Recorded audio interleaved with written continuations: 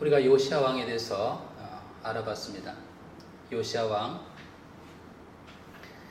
하나님의 성전을 보수하고 그 성전을 보수하는 가운데 발견된 율법책을 보면서 자신과 자신의 백성이 어떠한 죄인인지를 깨달아 알게 되었습니다. 그래서요, 그는 돌이켰습니다. 하나님께로 돌이켰습니다.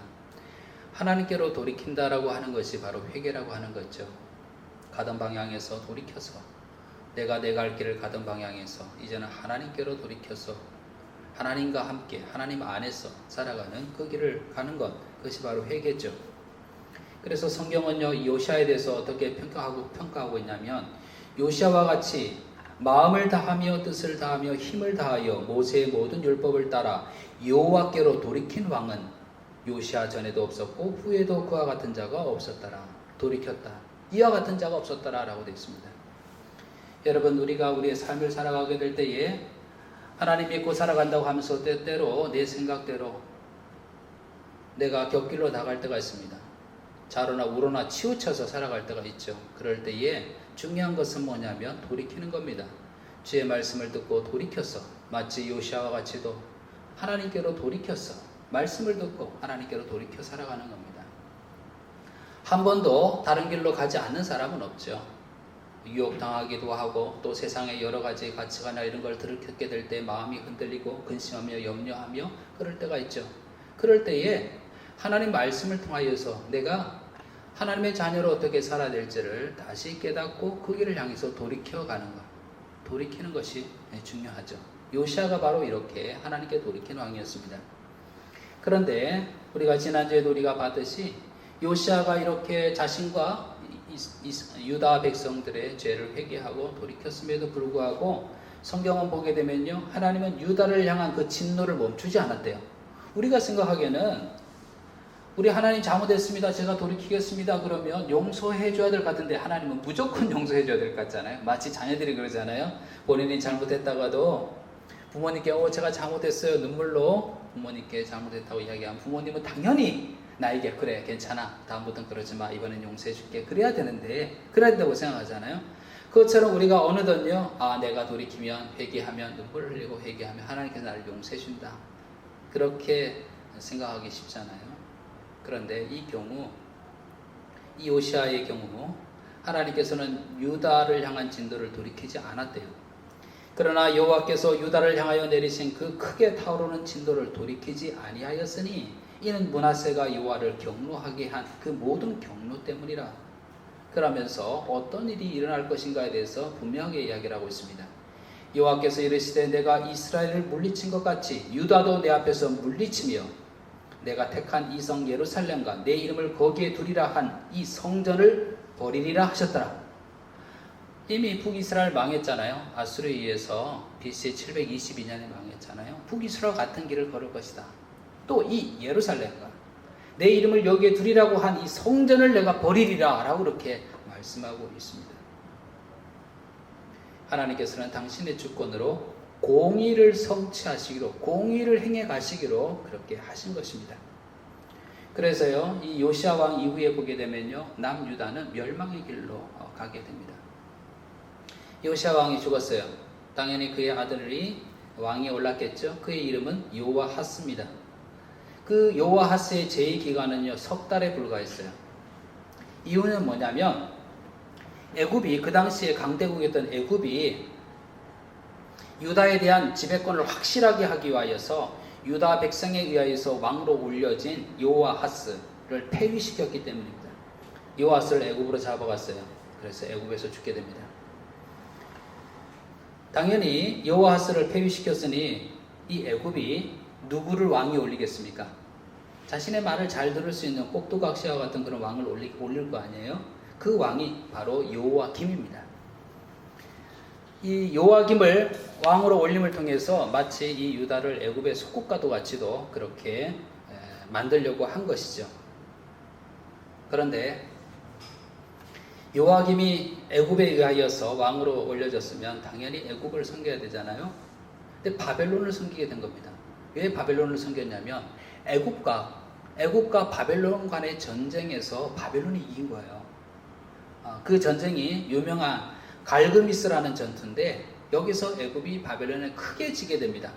그러니 당연히 요아김은 바벨론을 섬기게 됐죠. 그런데 3년 후에 바벨론의 감시가 잠시 소홀해진 틈을 타서 요아김은요 바벨론에게 반기를 들게 됩니다. 바벨론이 가만히 있겠어요? 주변의 갈대아, 아람, 모압, 암몬 등 연합군에 의하여서 이 유다는 침공을 당하게 됩니다. 그때 이 일이 바로 1차 바벨론 침공입니다.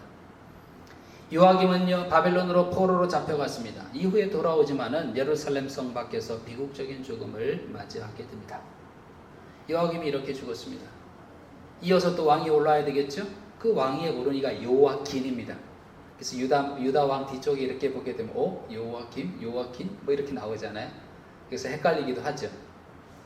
요아김을 이어서 그 왕위에 오른 이가 요아긴입니다. 요아긴 때도 그가 바벨론을 배반하게 되고 애굽을 향해서 마음을 향하게 됩니다. 바벨론의 침공이 당연히 있게 되겠죠. 2차 침공이 있게 됩니다. 2차 침공 때에 이 요아긴은 포로로 바벨론으로 잡혀가게 되고요. 그 왕궁의 보물과 성전의 보물들 다 이 바벨론이 가져가게 되고요. 많은 사람들이 사로잡혀가게 됩니다. 포로로 잡아간다 그러면 어떤 사람을 잡아갔겠습니까? 기묘하게 쓸 사람을 잡아갈 거 아니에요? 관리들, 용사들, 기술자들, 대장장이들, 그리고 어떤 위치에 있는 그런 백성들 다 잡아가게 됩니다. 그 땅에, 유다 땅에 남겨진 사람은요, 대부분 어떤 사람이 남냐 그러면 가난한 자들, 비유한 자들이라고 그러죠. 가난한 자들. 정말 별 볼 없는 사람들을 남게 됩니다. 이렇게 요아긴이 또 사로잡혀 갔으니 이제 새로운 왕이 또 세워지게 되겠죠. 누가 세울까요? 바벨론이 세우게 되겠죠. 바벨론이 세우게 되는데 이 바로 세운 이 왕이 바로 시드기야 왕입니다. 이 시드기야 왕이 바로 남유다의 마지막 왕입니다. 시드기야가 왕으로 세워져서 예루살렘에서 11년간을 다스리게 됩니다. 이 당시에 활동했던 예레미야 알죠? 예레미야 선지자가요 끊임없이 무슨 얘기를 하게 되냐면 하나님의 뜻을 쫓아서 이 유다가 바벨론과 화친을 맺고 바벨론을 섬기는 것이 살 길이라고 외치게 됩니다. 그런데 이 예레미야의 이 메시지를 들은 유다 백성들은 어떤 생각을 할까요? 본인을 침공했던 이 왕을 섬기는 것이 살 것이라고 이야기하는 얘기를 들으면 어떤 생각을 하게 될까요? 저 매국노와 같은 그런 말을 하는 예레미야, 어떻게 그렇게 우리가 할 수 있다는 얘기고, 우리 끊임없이 독립을 하려고 그러고 그래야지 라고 그렇게 생각할 거 아니에요? 그런데 예레미야가 그렇게 얘기한 것은 이 모든 것이 하나님의 손 안에서 이루어졌다라고 하는 것을 인정하라라고 하는 거죠. 바벨론을 통하여서 우리를 하나님께서 징계하시는 그 징계를 겸허히 받아들이라라고 하는 메시지였습니다. 시드기야가 어떻게 했을까요? 예레미야 말을 듣고 그렇구나, 우리가 바벨론을 통한 하나님의 징계를 잘 받아들여야 되겠다 라는 그런 겸허한 마음을 가지고 그랬을까요? 시드기야는요 주변에 있는 관리들의 말을 들을 수밖에 없는데 관리들의 대부분의 성향은 뭐냐면 친애굽 정책이었습니다. 우리가 그동안 섬겨왔던 애굽을 어떻게 우리가 배반할 수 있겠습니까? 애굽을 잘 이용해서 우리가 바벨론을 물리쳐야 됩니다 라고 하게 됩니다. 그때 그 당시 거짓 선지자들도 뭐라고 이야기합니까? 애굽을 의지하는 것이 옳다라고 그렇게 예언하게 됩니다. 시드기야 왕이 어느 쪽으로 마음이 기울었겠어요? 바벨론을 거역하고 애굽을 의지하게 됩니다. 이것이 유다의 멸망을 재촉하게 되었습니다. 가만히 있겠습니까? 바벨론 왕 느부갓네살 왕이 예루살렘을 치러 올라오게 됩니다. 예루살렘 성을 포위해서 1년 6개월 동안 포위했습니다. 어떤 일이 벌어졌겠습니까? 그 안에 먹을 것이 없게 되죠. 기근이 심하여서 양식이 떨어지고 큰 얼음에 빠지게 됩니다. 견디다 못한 이 시드기야는 밤중에 도망을 하게 돼요. 왕이 밤중에 도망하게 됩니다. 잡혀요 또. 여리고 평지에서 군사들에 의해서 잡히게 됩니다. 시드기야의 아들들은요 그의 눈앞에서 죽임을 당하게 되고요. 그 자신은요 두 눈이 빼어져서 쇠사슬에 묶여서 바벨론으로 끌려가게 됩니다. 유다의 마지막 왕의 모습을 상상해 보십시오. 아들은요 처참하게 죽고 그의 눈앞에 처참하게 죽고 그의 두 눈은 뽑혀서 쇠사슬에 묶여서 바벨론으로 끌려가게 됩니다. 성전과 왕궁은 다 불타버렸습니다. 예루살렘의 모든 집이 불살라졌어요. 예루살렘 주위의 성벽이 다 헐어져 버렸습니다. 그동안 남아있던 성 중에 이미 바벨론의 침공에 대해서 많은 사람들이 잡혀갔었잖아요. 성중에 남아있는 그 백성들조차 다 잡혀가게 되고요. 성전에 녹기둥이 있죠. 녹기둥을 비롯해서 모든 집기를 다 바벨론으로 뺏겨서 옮겨가게 됩니다. 결국 이렇게 남유다가 멸망하게 됩니다. 북이스라엘 BC 722년에 아수르에서 멸망했잖아요. BC 586년에 이렇게 남유다는 바벨론에 의해서 멸망하게 됩니다. 이스라엘 백성의 생각의 입장에서는 또 우리 하나님 믿는 우리 입장에서 이런 질문을 할 수 있을까요? 어떻게 하나님께서 구원하시고 언약을 맺은 이 백성의 나라가 망할 수 있느냐?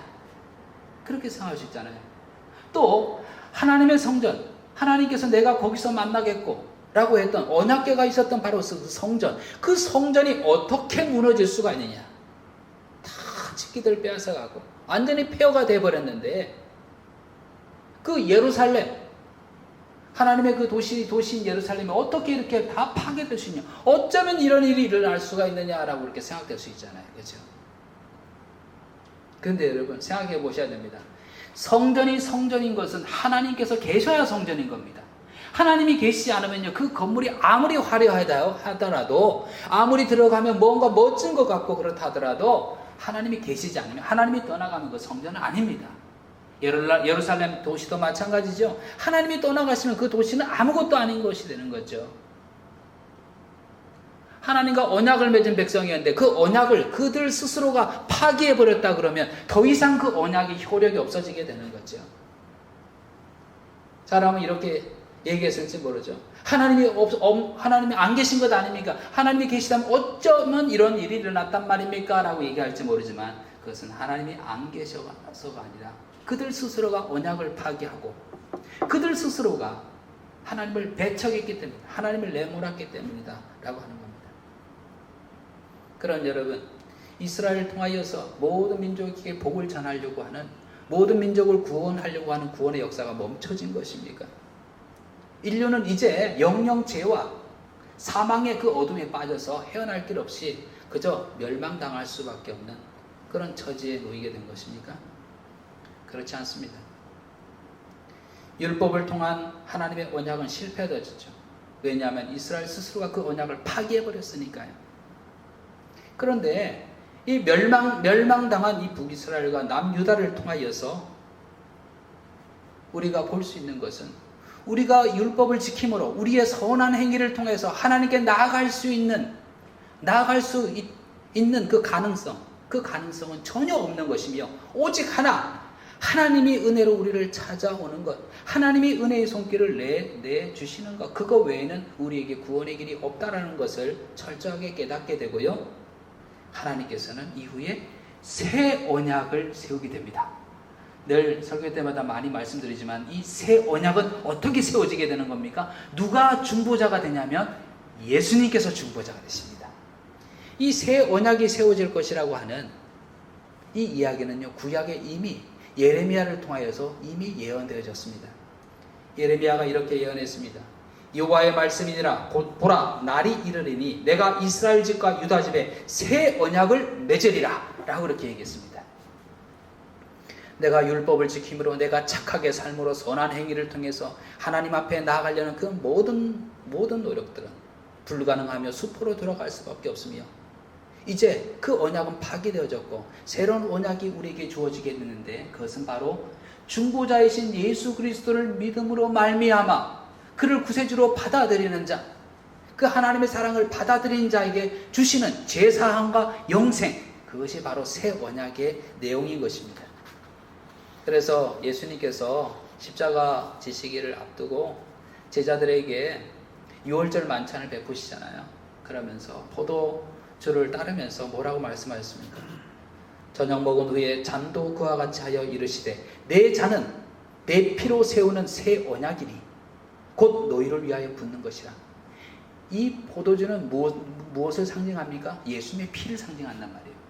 이 포도주를 붓는 것, 내가 피를 흘리는 것은 무엇 때문이라고요? 새 언약을 세우기 위함이라 라고 그렇게 되어 있습니다. 새 언약의 중보자이신 예수님을 통해서 우리에게 주어진 메시지가 무엇입니까? 하나님이 세상을 이처럼 사랑하사 독생자를 주었으니 이는 그를 믿는 자마다 멸망치 않고 영생을 얻게 하려 하심이라. 바로 이것이 우리에게 주어진 새 언약, 그를 믿는 자마다 멸망치 않고 영생을 얻게 되는 그 언약을 우리들에게 주신 것입니다. 그러니 북이스라엘과 남유다가 멸망되는 완전히 우리 인간의 절망에 이른 곳에서 하나님의 은혜를 통한 구원의 역사가 새롭게 시작되게 됩니다. 당신의 백성을 찾으시려는 하나님의 계획은 결코 포기되지 않고 계속되어집니다. 이후 때가 되면 예수님, 새 언약의 중보자이신 예수님을 통해서 우리를 구원하시는 하나님의 구원의 계획은 계속 이루어져 가게 되는 것입니다.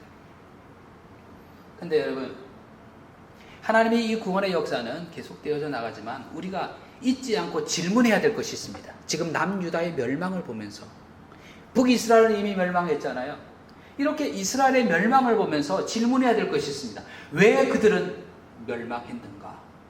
무엇이 그들로 하여금 멸망하게 만들었는가? 라고 하는 겁니다. 구약의 쭉 역사가, 이스라엘의 역사가 멸망으로 끝나고 있잖아요. 멸망으로 끝나고 있습니다. 그렇다 그러면 우리가 이 구약을 보면서, 이스라엘의 멸망을 보면서 우리는 교훈을 받아야 되죠. 무엇이 그들로 하여금 멸망으로 이끌게 되는가?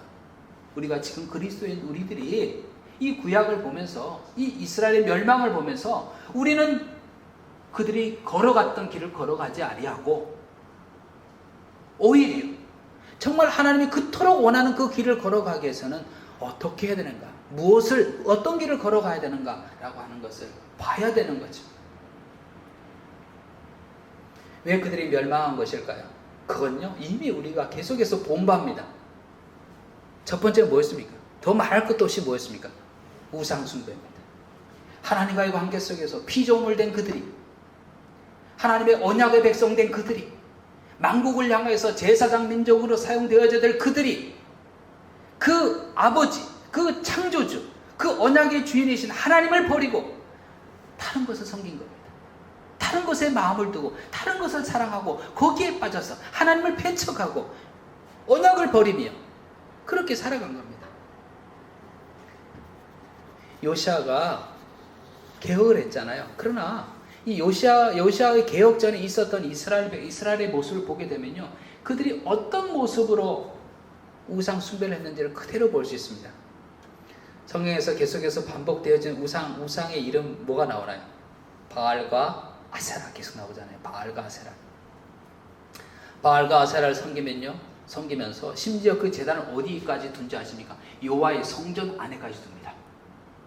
하나님의 성전 안에, 마치 이런 비유가 적절할지 모르겠지만 조강지처가 있는 집에 내가 사랑하게 된 여인들이야 그러면서 여인들을 데리고 와서 그 여인들을 데려와서 그 집에 드린 겁니다. 똑같은 거예요. 하나님의 성전에 바알과 아세라에 그 제단을 드리게 됩니다. 또 그들은요, 하늘의 해와 달과 별을 섬기게 됩니다. 우리가 성경을 봐서 알지만요, 모든 성읍과 예루살렘에요 산당을 두게 됩니다. 산당에서 우상을 섬기는, 우상에게 제사를 하는 일들이 벌어졌습니다. 우상의 제사장들을 세우게 되죠. 지난주에 봤지만은요, 여호와의 성전 가운데 남창의 집을 세웠다, 남창의 집을 헐었다라고 그랬잖아요. 아니 남창이라고 하는 남자 뭡니까? 남 몸을 파는 사람이 남창이잖아요. 왜 그 남자가 왜 거기 있어라고 생각될지 모르지만요, 우상의 여사제들이 있잖아요. 여사제들과 마치 종교적인 이유로 그 남창들과 성관계를 맺는 겁니다. 이런 일들이 벌어진 거예요. 그래서 남창의 집이 있는 겁니다.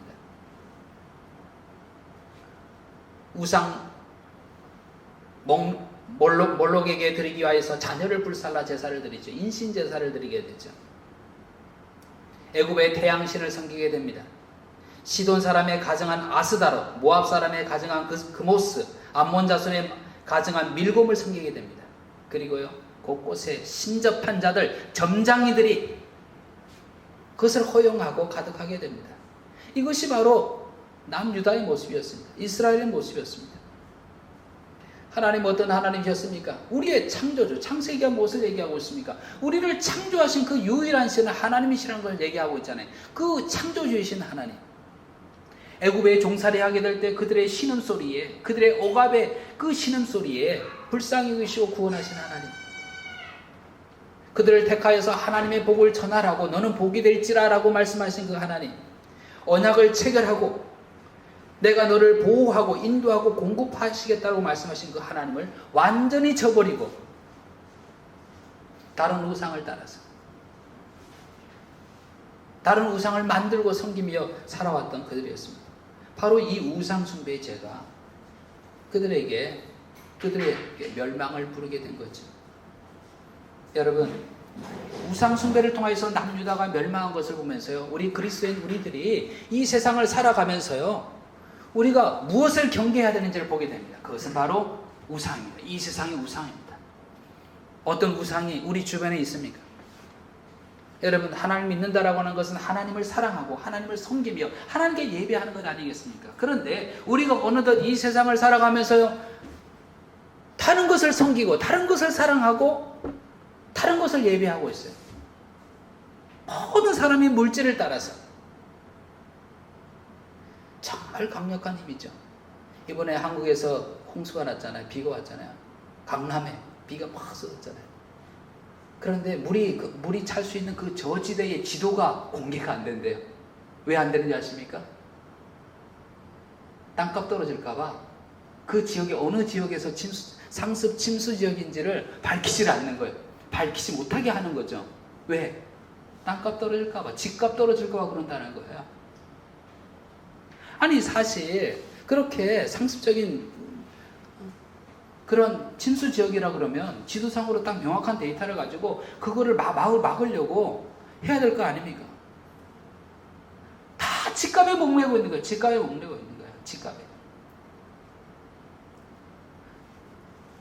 그 아파트에서 무슨 일이 벌어져 쉬쉬하잖아요. 왜? 집값 떨어질까 봐. 모든 사람들이 뭐의 우상이에요? 그 돈이라는 우상이에요. 물질의 우상이에요. 엄청난 힘이죠. 돈 앞에서.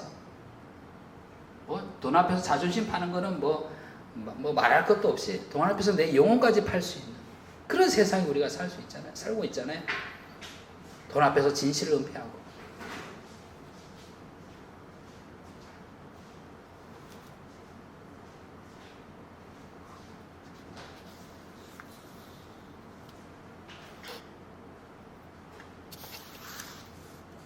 그러나 우리는 생각해 봐야 되는 거죠. 우리의 사랑의 대상이, 섬김의 대상이 하나님인가 아니면 물질인가? 내가 자랑하고 있는 것이 하나님인가 아니면 나 자신인가? 마치 예수님께서 사단으로부터 시험을 당하게 될 때 성전에서 뛰어내려봐라. 그래서 너가 다치지 않고 떨어지게 될 때 사람들이 얼마나 너를 보면서 환호성을 외치면서 인기를 그렇게 끌지 않겠느냐라고 그렇게 얘기했던 거죠. 그것처럼 나는 정말 살면서 나를 자랑하기 위해서, 나를 드러내기 위해서 그렇게 살아가는가? 아니면 정말 하나님을 드러내기 위해서, 하나님의 영광을 위해 살아가는가? 내가 지금 추구하고 있는 것이 하나님 앞에서 살아가는 삶을 추구하고 있는가? 그렇지 않으면 세상의 즐거움, 그것을 추구하며 살고 있는가? 이게 바로 우리 현대의 우상인 거죠. 우리가 이 세상 살고 있는 우리들에게 도전하고 있는 바로 우상인 거죠. 우상. 그러면 우리는 얼마나 많은 우상 숭배 유혹 속에 살고 있습니다. 남유다의 멸망이 우상 숭배 때문입니다라고 하는 정답은요, 누구나 다 알고 있습니다. 주일학교 학생들에게도 물어봐도 왜 이스라엘이 멸망했니? 그러면 우상 숭배 때문에요 라고 이렇게 다 얘기하겠죠. 그런데 지금 우리가 살고 있는 이 세상에서 얼마나 내가 우상 숭배에 쩌들어 살고 있는지, 얼마나 내 중심에 하나님 없이, 하나님의 말씀에 순종함 없이 살고 있는지에 대해서 얼마나 경각심을 가지고 있는가라고 하는 거죠. 자칫하면 우리가요, 길을 잃어버려요. 우리의 눈을 다른 데 뺏겨요. 우리의 마음을 딴 데 뺏깁니다. 물질에 뺏기고, 내 명예에 뺏기고, 쾌락에 뺏기고, 그렇게 살아가는 거죠. 똑같이 우상 숭배하며 살아가게 되는 거죠. 요한 1서는 우리에게 이렇게 얘기하고 있습니다. 이 세상이나 세상에 있는 것을 사랑하지 말라. 누구든지 세상을 사랑하면 아버지의 사랑이 그 안에 있지 아니하니 이는 세상에 있는 모든 것이 육신의 정욕과 안목의 정욕, 이생의 자랑이니 다 아버지께로부터 온 것이 아니요 세상으로부터 온 것이라. 우리의 눈을 빼앗고 우리의 마음을 빼앗고 우리의 욕망을 일으켜서 그 죄된 길로 가게 하는 육신의 정욕, 안목의 정욕, 이생의 자랑, 바로 이것이 우리에게 우상으로 세워질 수 있다는 것을 분명히 우리가 깨달아 알고 경계심을 가지고 나 자신을 지켜 내 안에 하나님이 다스리는, 하나님이 통치하시는, 하나님 중심적인, 나를 창조하시니 나를 구원하시니 예수님의 그 핏값을 주고 산 그 내 삶이 하나님이 중심이 된 그런 삶을 살고자 그렇게 해야 되는 거죠. 이 경계를 풀면요 얼마나 우리가 우상에 무너지기 쉬운 그런 존재인지를 너무나 우리는 잘 알고 있습니다. 여호수아가 죽을 때에 이렇게 유언했잖아요. 우리가 그 가나안 땅, 이 가나안 땅에 많은 우상들이 있는데 너희는 오늘날 섬길 자를 택하라. 나와 내 집은 오직 여호와만을 섬기겠노라 라고 그렇게 고백했던 여호수아의 고백이 우리의 고백이 되길 바라며, 우리가 하나님 믿는 사람으로서 예수님을 주님으로 고백하는 사람으로서 나와 내 집은 여호와만을 섬기겠습니다. 우리의 주님은 예수님이십니다. 내 예수님이 나의 삶의 왕이십니다. 나의 통치자이십니다. 주님을 따라 주님과 연합하여 살아가겠습니다 라고 그렇게 선포하며 그렇게 살아가는 그런 우리가 돼야 되겠습니다. 두 번째로 남유다가 왜 멸망했습니까? 요시아의 회개에도 남유다를 향한 그 하나님의 그 심판을 하나님께서 돌이키지 않으셨잖아요. 그러면서 어떻게 말씀하셨는지 잘 한번 들어보시기 바랍니다. 그러나 여호와께서 유다를 향하여 내리신 그 크게 타오르는 진노를 돌이키지 아니하셨으니 이는 므낫세가 여호와를 경노하게 한 그 모든 경노 때문이라. 하나님께서 유다 백성을 향한 이 징계를 돌이키지 아니한 이유가 므낫세가 하나님을 경노하게 한 그 일 때문이라? 아니 그러면 생각하게 되잖아요. 도대체 므낫세 왕이 무슨 일을 했기 때문일까? 먼저는 아까 얘기했듯이 우상 숭배를 했죠. 그러나 거기에만 국한되지 않습니다. 들어보시기 바랍니다. 므낫세가 어떤 일을 했는지. 므낫세가 유다에게 범죄하게 하여 여호와께서 보시기에 악을 행한 것 외에도 또 무죄한 자의 피를 심히 많이 흘려 예루살렘 이 끝에서 저 끝까지 가득하게 하였더라. 므낫세 이제 무엇이었습니까? 우상 숭배 말할 것도 없고 또 뭐였습니까? 무죄한 자의 피를 이 끝에서 저 끝까지 흘리게 했다. 어떤 삶입니까? 불의한 삶입니다. 불의한 삶. 우상 숭배가 어쩌면 하나님과의 관계 속에서 하나님 앞에 범죄하는 죄라면, 불의한 삶, 무죄한 자의 피를 흘리게 하는 이 죄는 어느 관계 속에서 일어나는 겁니까? 사랑과의 관계 속에서 일어나는 일이죠. 우리가 신앙이 하나님과의 관계를 강조하지만 신앙이라고 하는 것은 더불어 하나님과 관계가 더불어요. 사람과 사람 사이에서 그 관계 속에 일어나는 일에 대하여서 영향을 당연히 끼쳐야 될 것이 신앙입니다. 왜냐하면 하나님께서 그것을 보고 계시기 때문에 그렇습니다. 무죄한 자가 피를 흘리는 그 피, 하나님께서는요 그것을 다 보고 계셨습니다. 그 피의 소리를 들으셨어요. 그런 생각 해볼 때가 많습니다. 참 세상에 억울하게 죽어간 사람들 많고요. 억울한 사람들이 얼마나 많을까요? 우크라이나에서도 전쟁이 일어나고 또 정말 그 진실이 밝혀지지 않아서 죽는 많은 사람들, 그 억울한 일을 당한 사람들이 얼마나 많을까요? 이런 생각을 하게 돼요. 세상에 밝혀지지 않는 그 많은 일들이 있을 거 아니에요. 여러 비리들과 그 여러 거짓들과 그것 때문에 고통당하고 심지어는 목숨까지 이런 많은 사람들 생각하게 될 때 가슴이 답답해지면서 이거 진실이 과연 밝혀지는가? 억울한 사람들의 이 억울함이 어떻게 드러나야 되는데 안 드러나고 묻히는 경우가 얼마나 많을 거 아니에요. 그러나 위로가 되는 건 뭔지 아세요? 하나님은요 그 무고한 사람의 피의 소리를 들으신다는 거예요. 하나님이 아신다는 거예요. 아벨이 형 가인에게 죽었잖아요.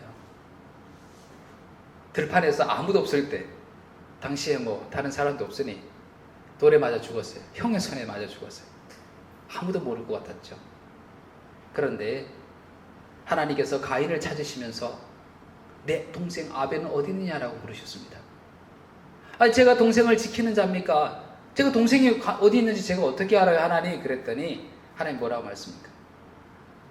내 손에 죽은 아벨의 피가 내게 호소하느니라 라고 되어 있습니다. 하나님은 억울한 그 사람의 피, 무고한 자의 피의 호소의 소리를 들으시고 계시다.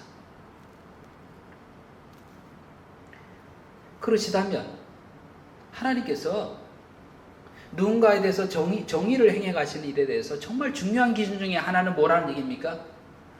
불의를 행하는 것에 대해서 하나님이 심판하신다라고 하는 거죠. 신명기 말씀을 보니까요, 삼가 너는 마음에 악한 생각을 품지 말라. 곧 이르기를 7번째 해 면제년에 가까이 왔다 하고 내 궁핍한 형제를 악한 눈으로 바라보며 아무것도 주지 아니하면 그가 너를 여호와께 호소하리니 그것이 네게 죄가 되느니라. 궁핍한 형제에게 줘야 될 것을 주지 않고 속이는 것, 이것이 하나님께서 그것을 보고 계시고 그의 호소를 들으신다는 거예요. 또 뭐라고 말씀하시냐면요, 그 품삯을 당일에 주고 해진 후에 미루지 말라. 마치 어디 가서 일했는데, 어느 회사에 가서 일했는데 여기서 월급날이 됐는데 월급을 안 주는 거예요. 월급을 안 주는 거예요. 그리고 다음에 내일 주겠다 그러는지 모레 주겠다는 이런 식으로 미루는 거예요. 근데 하나님 뭐라고 얘기하세요? 그 품삯을 당일에 주고 해진 후까지 미루지 말라라고 얘기를 하고 있잖아요. 이는 그가 가난함으로 그 품삯을 간절히 바람이라. 그가 너를 여호와께 호소하지 않게 하라. 그렇지 않으면 그것이 너에게 죄가 될 것입니다. 이 모든 억울함이 하나님께 호소함이 될 것이다 라고 하는 겁니다. 그렇죠? 그러니 우리의 삶에 있어서 불의를 행하고 우리의 삶에 있어서 마땅히 해야 될 것을 행하지 아니하고 자비를 베풀지 아니하고 긍휼함을 베풀지 않는 이 모든 것들이 하나님 앞에서 죄가 된다는 거죠. 요시아에게 얘기했던 므낫세의 죄로 말미암아 내가 너를 향한 그 심판을 거두지 않겠다라고 말씀하셨던 하나님께서는 뭘 보고 계십니까? 불의한 삶에 대한 심판 늘 하신다는 거죠. 기브온 주민, 기브온 족속 기억하십니까? 이스라엘 백성들 가나안 땅에 들어가서 싸움을 하게 되잖아요. 여러 민족들과 싸움하게 되잖아요. 그래서 하나님께서 그 모든 민족들을 진멸하라라고 하는 그 이야기를 듣고 이 기브온 기브온 족속들이 꾀를 냈어요. 그 가나안 지역에 사는 것이 아니라 먼데 사는 것처럼 가장해서 어떻게 했어요? 빵을 가져올 때 곰팡이 난 빵 가져오고 그 포도주를 담은 그 그릇 가죽 부대도 아주 낡은 거 그렇게 가져와 가지고 우리 멀리서 온 민족인데 당신들과 화친을 맺기를 원합니다 라고 그렇게 얘기를 했잖아요. 근데 자세히 알아보지도 않고 이 이스라엘 백성들이 하나님의 이름으로 그들과 화친 조약을 맺었어요. 그리고 이 기브온 족속들이 이스라엘을 위해서 물을 깃고 이렇게 시중드는 그런 역할을 하게 된 거죠. 근데 이 시대가 지나서요, 다윗 때에 어떤 일이 일어났냐면 다윗의 시대에 해를 거듭하여 3년 기근이 있으므로 기근이 있게 되는 거예요. 아니 도대체 왜 이렇게 기근이 있습니까? 다윗이 하나님 앞에 묻습니다. 그랬더니 하나님께서 뭐라고 말씀하시냐면 이는 사울과 피를 흘린 그의 집으로 말미암음이니 사울과 그 집안 때문이다. 왜냐하면 그가 기브온 사람을 죽였음이니라 라고 그렇게 얘기를 하는 거예요. 하나님의 이름으로, 물론 기브온 주민이 속여서 그렇게 합병 조약을 맺은 거죠. 그러나 하나님의 이름으로 맺은 그 조약인데 이 사울과 그의 집안들이 기브온 사람들을 죽인 거예요. 하나님께서는 어떻게 했습니까? 이 죽음에 대하여서 기억하시고 보고 계시고 그들의 억울함의 호소를 들으신 거죠. 그래서 다윗 때에 3년의 기근이 든 겁니다. 결국 이 문제가 어떻게 해결되게 됩니까? 기브온 족속을 찾아가서 그러죠. 우리가 잘못했다. 어떻게 하면 좋겠냐? 너희가 원하는 대로 하겠다. 그렇게 얘기를 했더니 이 기본 사람들을 학살하는데 모의했던 그 사람 7사람을 죽여주십시오. 그러니까 사울과 관계된 사람을 죽여달라는 거죠. 그들이 죽임을 당한 후에 기근이 멈추게 됩니다. 하나님께서는요, 이방인이라 하여서 그들을 외면하지 아니하시고 그들의 호소에 그들이 불의의 일을 당함에 갚으시는 분이시라는 것을, 무죄한 자의 피를 흘리게 하는 자를 심판하시는 분이시라는 것을 여실히 보여주고 있습니다. 또 그가 무죄한 자의 피를 흘려 그의 피가 예루살렘에 가득하게 하였습니다. 여호와께서 사하시기를 즐겨하지 아니하시리라.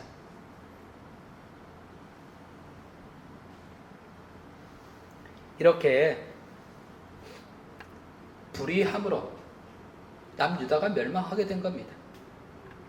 그러면 우리 그리스도인들 우리들이 어떤 삶을 살아야 할지는 자명합니다. 어떤 삶입니까? 불의를 버리고 의로운 삶을 살아가는 것입니다. 무관심하지 아니하고 매정하지 아니하고 자애로운 삶, 자비를 베푸는 삶을 살아가는 것입니다. 여러분, 이것이 도덕적인 삶, 우리 종교와 믿음과 관계없는 것이라고 생각하십니까? 그렇지 않습니다. 우리의 믿음이라고 하는 것은 결국 하나님 앞에서의 삶이잖아요. 하나님께서 뭘 주목하고 계십니까? 무죄한 자에게 피를 흘리는 것, 심판하시는 하나님. 누군가에게 찬물 한 그릇을 대접하는 것도 기억하시는 하나님. 그러니 누군가를 따뜻하게 대하고 누군가에게 자비를 베풀고 의롭게 살고자 하는 그 모든 것들이 다 신앙적인 행동인 것입니다. 하나님 그것을 지켜보시기 때문에 그렇습니다. 지극히 작은 자 소자에게 한 것이 내게 한 것이라고 그렇게 얘기를 했잖아요. 이것이 하나님의 성품을 따라 살아가는 일입니다. 하나님의 성품은 어떤 성품입니까? 성경 말씀 그대로 이야기를 하자면요, 의와 공의가 주의 보좌의 기초라. 인자함과 진실함이 주의 앞에 있나이다. 하나님은 어떤 성품을 가지고 있습니까? 하나님의 인자하심과 또한 뭡니까? 하나님의 공의로우심이, 불의하지 않고 공의로우심이 있는 분이십니다. 공의와 인자를 따라 구하는 자는 생명과 공의와 영광을 얻느니라. 하나님의 성품을 따라 살아가는 것 뭡니까? 불의를 행하지 않고 의롭게 살아가는 것이자 또 뭡니까? 인자를 행하는 것, 즉 자비롭게 긍휼을 베풀고 그렇게 살아가는 것이라는 것을 알게 됩니다. 남유다 멸망을 받습니다. 남유다가 왜 멸망을 했습니까? 하나님만을 섬기는 것이 아니라 우상을 섬겼기 때문입니다. 또 왜 멸망했습니까? 무죄한 자로 피 흘리게 하는 불의를 행했기 때문에 그렇습니다. 남유다의 멸망을 보면서 우리는 무엇을 다짐하게 됩니까? 먼저는요, 하나님만을 예배하는 삶이죠. 하나님의 다스림을 받는 삶이죠. 시편 기자가 고백했던 것처럼 나의 영혼아 잠잠히 하나님만 바라라. 물은 나의 소망이 그로부터 나오는도다. 나의 소망을 하나님께로 두는 일입니다. 내가 의지할 것, 내가 사랑하고 의지하고 나의 방패로 삼고 성벽으로 삼을 것, 그것을 하나님으로 두는 일입니다. 이것을 가지면 내 삶이 든든하고 보장이 될 것 같고 라고 하는 세상의 것에 내 마음의 중심을 두지 아니하고 하나님만을 섬기는 일이죠. 또 하나는 무엇이었습니까? 인자를 행하고 공의를 행하는 삶, 그 삶을 살아야 한다는 것을 알게 됩니다. 제가 좋아하는 말씀입니다. 미가서 6장 8절에 보게 되면 사람아 주께서 선한 것이 무엇임을 내게 보이셨나니 여호와께서 내게 구하시는 것은 오직 정의를 행하며 인자를 사랑하며 겸손하게 내 하나님과 함께 행하는 것이 아니냐. 하나님께서 성경을 통해서 이미 보이신 그 길이 있습니다. 우리로 하여금 어떻게 살아야 될지를 보이신 일이 있습니다. 무엇이 주께서 우리로 하여금 선하게 여기시는지를 이미 너에게 보였다. 그것은 정의를 행하며 인자를 사랑하고 겸손하게 내 하나님과 함께 행하는 것, 이것이 바로 하나님께서 우리에게 원하시는 삶이라는 것을 남유다의 멸망을 통해서 우리가 다시 한번 보게 됩니다. 깨달은 것을, 성경을 통해서 깨달은 것을 잘 우리가 마음속에 깊게 명심하고 그렇게 살아갈 수 있는 그런 저와 여러분이 되시기를 간절히 축원을 드립니다. 아멘.